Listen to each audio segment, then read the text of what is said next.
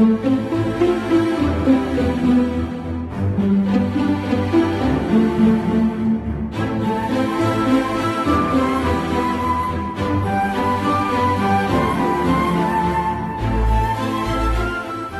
sujet du jour, les attentes.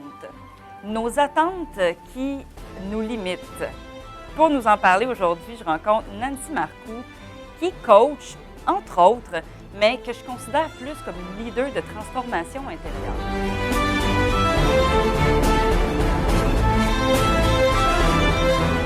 Nancy, bienvenue. Merci. Je suis très contente de t'avoir avec nous. Moi, c'est tout excitant d'être avec toi ici. Fait que, Nancy, tu es définitivement ce que je considère une leader consciente. La pleine conscience fait partie de ta vie depuis, mon Dieu, très, très longtemps, voire Très longtemps. ta prime jeunesse. Ouais. Dans ta longue carrière, tu as accompagné toutes sortes de clientèles. Et puis, maintenant, tu accompagnes les leaders à intégrer la pleine conscience dans leur quotidien. Qu'est-ce qui t'a amené ou qu'est-ce qui t'a inspiré à accompagner spécifiquement les leaders? Bien, justement, je trouve que d'accompagner les leaders, tu sais, comme toi, pour moi, tu es une leader aussi, d'accompagner un leader, on sait qu'il va influencer plusieurs personnes. Donc, tu sais, pour moi, comme quand j'étais en direction d'école aussi, quand j'étais au ministère, je vais toujours comme aller dans un poste où je peux avoir le plus d'impact possible. Okay. Donc, de cette façon-là, lorsque tu emmènes un leader à être de plus en plus conscient, de plus en plus centré sur lui, bien, il va impacter ses employés, sa famille, d'autres leaders, parce qu'il est en contact, il se multiplie. Fait que c'est pour ça que pour moi, je trouve que c'est important maintenant de travailler avec les leaders, mais je vais aussi travailler avec d'autres personnes. Là.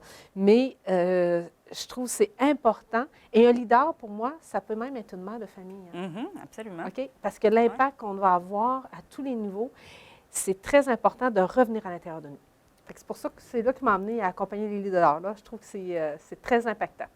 Effectivement. Es-tu d'accord avec moi un peu avec la définition qu'un leader, c'est une personne qui influence sur la vie d'une autre? Donc, en étant mère, en étant coach de soccer, veut pas, on a une influence sur la vie de plusieurs autres personnes. Oui, puis c'est là qu'on va inspirer. Puis c'est là aussi, dans le sujet qu'on va parler, d'influencer soit par les attentes ou l'inspiration. Oui. Ça, c'est très, très important de voir la différence, en tout cas pour moi. Oui. Bien, parlons-en justement des attentes, parce que, mon Dieu, qu'on s'en fait beaucoup des attentes en général dans une vie, des fois même sans s'en rendre compte. Puis qui dit attente dit souvent déception, dit souvent on veut essayer de contrôler. Quel impact ça a comme sur notre leadership quand on est trop dans les attentes? Bien, j'aimerais ça que tu me parles, toi, quand tu as déjà eu des attentes, justement, par rapport à performer. Quel impact ça a eu sur toi, sur ce que tu voulais redonner aux gens qui t'entouraient, puis même parce que tu coaches aussi des gens, Oui. le leader. Quand tu avais ton souci de performance comme ça, quel impact ça a eu sur toi, sur ton résultat, sur comment tu voulais intervenir avec les gens? Bien, quand je suis trop dans les attentes, la performance, je suis dans le stress. Justement, j'ai beaucoup d'attentes. Souvent, je suis déçue. J'essaie de tout contrôler.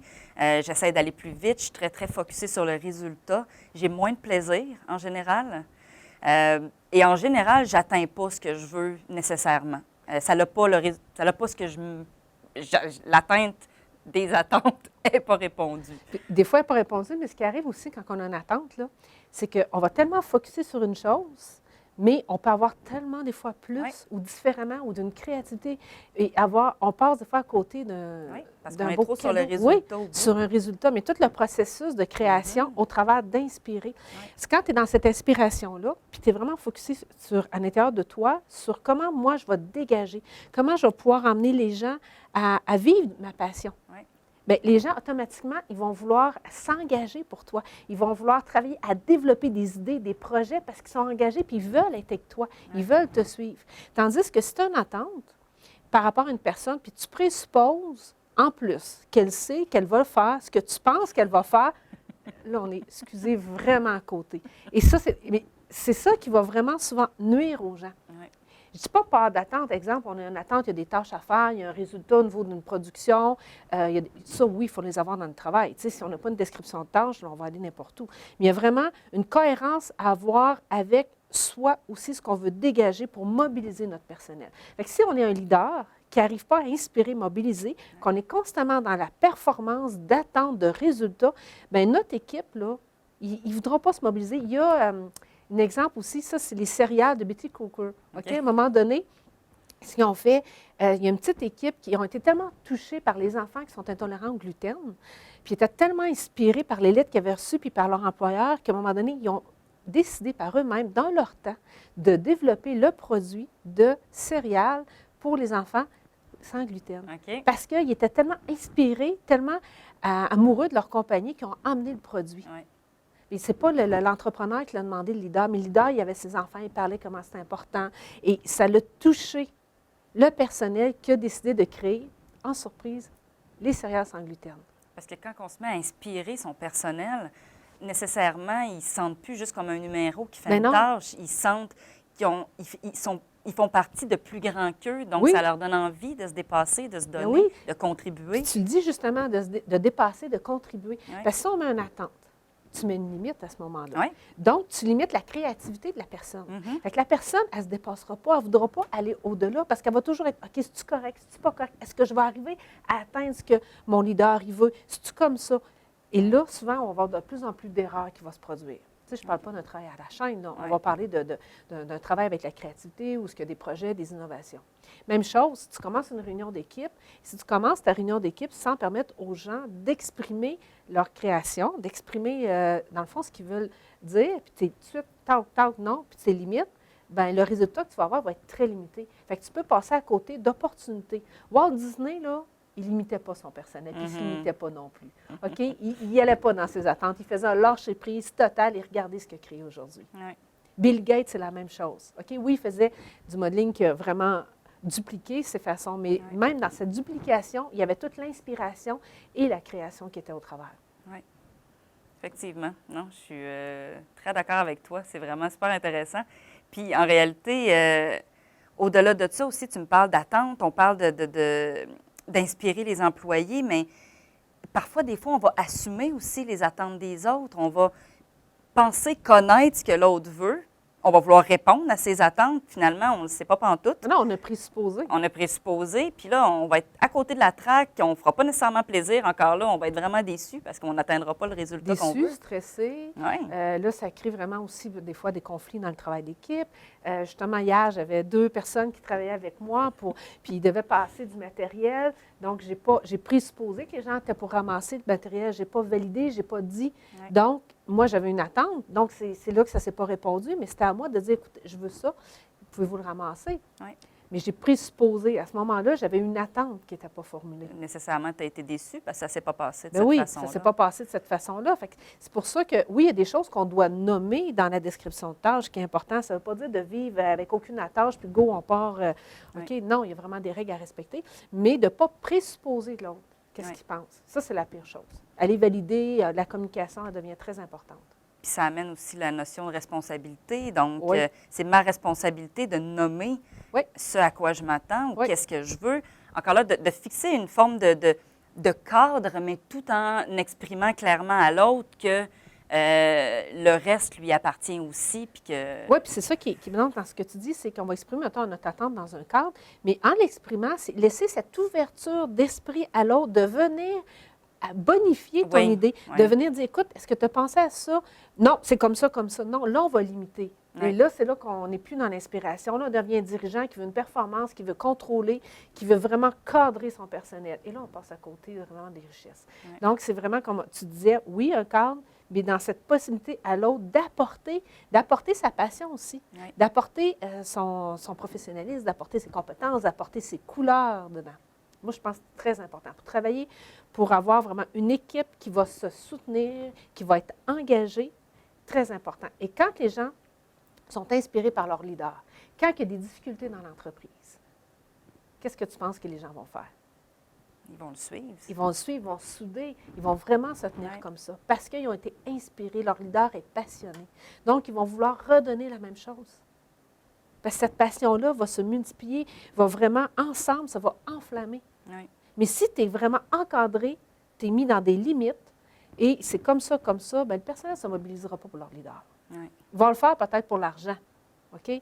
Mais bon, à force de faire ça, bien là, on Encore voit là, l'argent, ça motive un certain temps, mais c'est pas une motivation intrinsèque. Là, non. si on s'entend. Fait que là, après ça, on va voir beaucoup de dépression, de burn-out, de congés maladie, des gens qui vont s'absenter au travail. Ça va être de plus en plus dans l'entreprise. Ça, on le voit beaucoup dans les entreprises que l'entrepreneur présentement, là. Il n'y a pas d'inspiration. Où Ben est-ce qu'on non. a les leaders Ben inspirants? non. Ben, c'est ça, Et exactement. d'où avec ton émission, tu permets ça aux Ben gens? oui. C'est ça qui est le fun. C'est pour ça que moi aussi, j'ai envie de travailler là-dessus. Parce qu'effectivement, actuellement, les taux là, de maladies, de burn-out sont incroyablement élevés. Ça coûte une fortune aux entreprises. Puis malgré tout, très peu d'entre elles ont compris quoi faire pour améliorer le bien-être puis éviter ça. Puis effectivement, ça passe par les leaders, ça passe par... puis la pleine conscience, c'est un super outil aussi. Oui, puis si tu n'es pas dans la pleine conscience, bien, tu ne peux pas être inspirant. Tu ne peux pas non plus arriver à amener cette inspiration-là aux gens. Parce que si tu n'es pas présent, à l'écoute de toi dans ce que tu es, comment veux-tu inspirer? Si tu n'es pas dans ta passion, dans ton amour, dans ce que tu aimes, comment veux-tu inspirer? Puis comment être conscient de toi qui est en train d'avoir des attentes, puis de c'est ça, d'avoir cette perspective-là, ce recul du témoin observateur qui voit, oh, OK, je suis en train d'avoir une attente. C'est pas que j'en ai pas, j'en ai des attentes aussi. Mais là, je me vois, oh, OK, je suis en train d'avoir une attente. Qu'est-ce que je mets tout de suite en place? OK? Parce que c'est important là, de valider, d'aller voir ça. Oui, réaliser que je suis dans le contrôle, réaliser que je suis juste focusée sur le résultat, que je ne suis pas dans le flow, que je ne suis pas dans le... C'est aussi le flow, là. C'est une notion que je trouve intéressante, d'être capable de travailler avec ce qui est là présentement, tant avec les autres qu'avec nous-mêmes. Là. Oui, puis ça, c'est, tu sais, des fois, on va avoir dans les entreprises quelqu'un, bon, est fatigué, l'autre, il vit de quoi, puis tu as toujours la personne qui va arriver pour donner le conseil. Oui, ah ben oui. OK, les fameux conseils. C'est pas juste dans les entreprises. Ouais, c'est un peu partout, tu sais, donner des conseils, mais ça, c'est pas inspirant. Donner le conseil, c'est que tu présupposes que l'autre vit quelque chose que toi, tu penses, donc tu vas lui donner une solution, un remède que toi, tu voudrais vivre, mais tu n'es pas à l'écoute de l'autre, tu n'es pas en présence de l'autre. Donc, comment... Tu peux vraiment savoir ce que l'autre a besoin. Mais si toi, tu es inspirant, puis tu parles de toi, de ce que tu as vécu, comment toi, tu peux vraiment inspirer l'autre, être en santé, si c'est la fatigue, comment tu prends soin de toi, comment tu t'alimentes, comment tu prends les huiles pour te permettre d'être en santé, là, tu vas inspirer par ton exemple. Mais présupposer ce que l'autre peut avoir besoin, ça, c'est la pire chose. Oui, puis lui poser les questions parce que lui-même, c'est aussi de présupposer qu'il n'y a pas les moyens qu'il faut pour trouver ses propres solutions. Puis qu'est-ce que tu disais tantôt, il n'est pas responsable. On déresponsabilise la personne. Exact. Puis ça, tu sais, avec nos enfants aussi, là, on le fait, là, on a une petite tendance des fois à le faire quand même. Mais c'est la même chose, c'est le même principe. Donc, de faire confiance que l'autre a ses solutions, qu'il est capable de trouver lui-même qu'est-ce qu'il a besoin pour lui, puis que... Mon Dieu, je n'ai pas la vérité absolue. Non, comme tu disais, d'emmener la personne, la questionner. Oui. Tu sais, croire que la personne a à l'intérieur d'elle ce qu'il faut, mais il ne faut pas non plus la laisser à elle-même. Comme tu as dit tantôt, c'est important d'emmener le questionnement pour inspirer, justement. Un bon leader inspirant va questionner, va emmener les gens dans leur créativité, va les emmener à se dépasser, va les emmener à créer. Mais ça va aussi par le dialogue, ça va pour l'exemple, ça va par le questionnement. Tu ne laisses pas la personne seule en disant, bien, écoute, je suis convaincue, tu sais, tu as tout à l'intérieur de toi. Débrouille-toi. Débrouille-toi. Non, effectivement. Tu portes tout en toi. C'est ça. Oui, c'est ça. Okay. Non, il y a un accompagnement, puis je pense que c'est ça, le leader inspirant, le leader conscient va élever son équipe, va élever ses gens en l'accompagnant, en les aidant justement à s'outiller, à se développer, à se connaître. Mais il faut d'abord que lui-même ait fait le cheminement. Oui, puis qu'il soit présent. C'est essentiel. Que cette présence-là à l'autre, à soi, c'est là que tu vas pouvoir, tu sais, quand tu vois que la personne, ses yeux illuminent, tu sais, comme là, présentement, tu es dedans, tu vois, tu es présente à moi. Bon, on le voit, cette luminosité-là. Bien, le leader qui est présent à lui va être présent à l'autre. Et c'est là qu'on peut créer et faire quelque chose qui va vraiment être extraordinaire ensemble. Puis parlons-en de la présence, parce que, tu sais, à cette heure, avec les médias sociaux, nos téléphones, les millions de rencontres, les courriels, la présence, des fois, est difficile. Tu sais, on est tellement préoccupé par autre chose que l'employé rentre dans notre bureau, puis est-ce qu'on est pleinement présent, puis est-ce qu'on est pleinement conscient de l'impact que notre manque de présence peut avoir sur l'autre aussi? Bien, c'est là que les attentes viennent aussi. Quand tu n'es pas pleinement présent, que tu es sur le pilote automatique, bien, tu ne vois pas ce qui se passe. Donc là, tu vas commencer à donner des tâches, donner des ordres, rentrer dans la performance. Tu n'es plus dans cette qualité-là de présence, ni envers toi. Et c'est vraiment à ce moment-là qu'on va voir les attentes de performance arriver. parce que tu n'es pas présent à toi, tu tombes sur le pilote automatique. Donc, face à toi-même, tu dois répondre à une tâche, exécuter, fait que là, ça fait un cercle vicieux.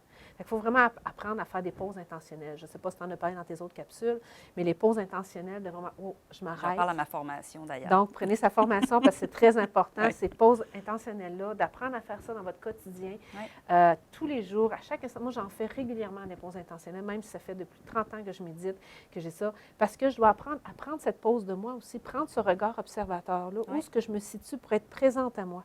Sinon, ben écoute, je passe à côté, là, puis je tombe moi aussi sur le pilote automatique. Tu te lèves le matin, tu fais ton café, tu t'en vas, tu ne vois pas l'autre personne avec qui tu cohabites. Tu sais, ça peut être aussi simple que ça. Puis là, tu continues, puis là, la journée est passée. Tu sais. Puis tu passes d'une activité à l'autre en amenant toujours un peu l'énergie de le stress du travail, tu le ramènes à la maison, le stress avec le conjoint, tu le ramènes à... Donc, tu sais, de prendre ces pauses-là pour aussi faire des démarcations, des déconnexions. Oui, parce que si tu n'en fais pas comme ça, ces pauses intentionnelles-là, bien, tu l'accumules, tu l'emmènes avec toi, mais de toute façon, même si tu l'emmènes dans le moment présent, tu n'es pas dans ce que tu étais le matin dans la journée. Fait que ça ne sert à rien de l'emmener. Laisse-la à la porte, s'il faut. Trouvez-vous des trucs, mais en fait, c'est inutile. Là, maintenant, avec qui tu es, reste présent, puis vous allez voir que vous allez avoir des possibilités, vous allez créer des choses incroyables, parce que tout peut être là. Mais on est tellement pris dans nos œillères, tellement pris par le stress, les performances, des attentes, les ci, les ça, qu'on ne voit pas la richesse qui est à côté de nous. Oui, effectivement. Fait que dans la performance, dans la saine performance, de voir justement, de bien vivre le processus, puis d'être présent aux opportunités, d'être présent à tout ce qui peut s'offrir à nous. Ben, moi, je trouve que c'est une performance, comme tu dis, saine. On va performer, ça va être excellent. On va tomber dans une excellence. Des performances qui vont vraiment être dans une présence, une qualité. Et pour moi, j'appelle toujours dans un amour qui est pur de redonner, d'être présent aux autres. Exact. Mais ça ne veut pas dire qu'on est dans la présence, qu'on n'est pas dans une performance. Moi, j'aime bien faire les choses aussi. Pour moi, c'est important parce que je n'irai pas botcher quelque chose pour donner, pour présenter aux gens. C'est comme si on décide, on fait une entrevue pour toi, puis on commence à faire n'importe quoi pour les gens. On ne sait pas par l'avant, on ne s'est pas préparé. C'est pas offrir une qualité. Non. Mais on n'est pas dans une performance de résultat. On est dans cette présence-là qu'on échange pour pouvoir offrir quelque chose aux gens dans lesquels ça va leur apporter un plus. Exact. Fait que performance saine n'égale pas médiocrité. Là. Non, pas du tout. Au contraire, c'est encore plus de qualité. Exactement.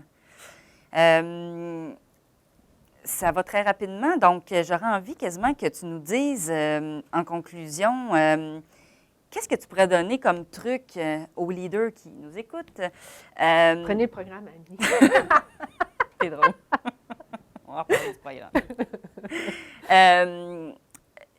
Quel truc qu'ils pourraient mettre en place dans leur quotidien pour justement apprendre à gérer leurs attentes, puis surtout à lâcher prise sur ces attentes-là? Bien, la première chose, c'est vraiment de commencer à s'observer. OK?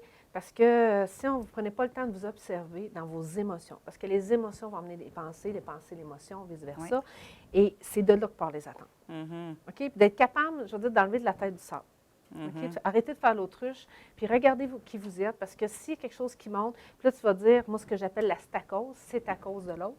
OK? Bien, la stacose, OK, créer des attentes. Non, revenez à l'intérieur de vous. Quand ça monte comme ça, qu'est-ce qui se passe pour vous?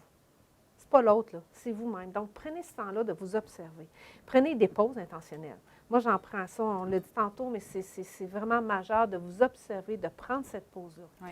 Ça peut être au même titre un truc, pratiquez-vous avant d'aller à une rencontre avec quelqu'un. Pratiquez-vous tout de suite à observer, c'est quoi l'attente que j'ai.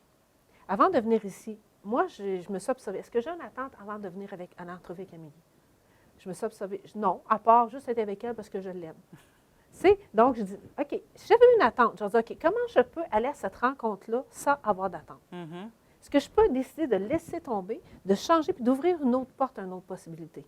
Et quelle serait cette porte-là? Quelle autre possibilité pourrait m'emmener à créer autre chose dans notre entrevue? Donc, jouer à créer d'autres possibilités, créer d'autres opportunités. Donc, enlevez vos attentes, vos croyances, votre pensée à aller à un endroit. Pratiquez-vous à faire ça. Vous allez voir, c'est vraiment amusant. Se questionner finalement aussi dans l'observation pour voir les différentes possibilités. C'est vraiment super intéressant. D'ailleurs, c'est vrai, tu parles de ma formation. Oui, bien, on en a parlé un petit peu, mais j'ai une formation en ligne qui parle de performer sainement sans trop stresser au travail. Puis Nancy, on a définitivement couvert différents trucs qui se retrouvent là-dedans. Donc, c'est quelque chose qui vous intéresse puis que vous voulez aller plus loin là-dedans parce que, justement, le hamster tourne vite, les attentes, vous êtes peut-être constamment déçus, vous aimeriez ça performer autrement, puis que ce que vous avez entendu aujourd'hui, ça vous inspire à vouloir aller plus loin. Alors, je vous encourage fortement à acquérir, à acheter la formation en ligne. Laissez-vous inspirer, Patrick. Laissez inspirer, voilà. Hey, merci beaucoup. Bien, merci à toi. Vraiment, super beau moment, puis toujours inspirant de parler avec toi, belle leader consciente. Merci. Merci.